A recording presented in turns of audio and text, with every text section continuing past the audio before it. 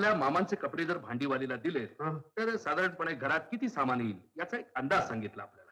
मामाचे कपडे भांडीवालीला, मग आम्ही काय घालायचं?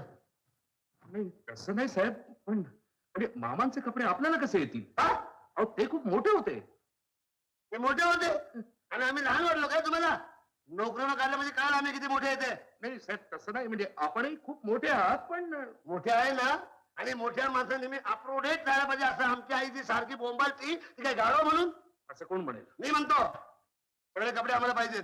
आता काय आहे, नोकर जास्त असलं म्हणजे कामाची सवय जाते. Good morning sir. अर्जंट ह्याच्या सह्या करता का? अर्जंट आहे. याला म्हणतात पोरगी, सगळं काम कसं अर्जंट. अरे तुमच्यासारख्या आळशी माणसाला अशी अर्जंट पोरगी व्हावी म्हणजे देवाची करणी नारळाचं पाणी. चालायचं साहेब. नाही ते चालू द्या, पण संशयाला जागा राहते का नाही? साहेब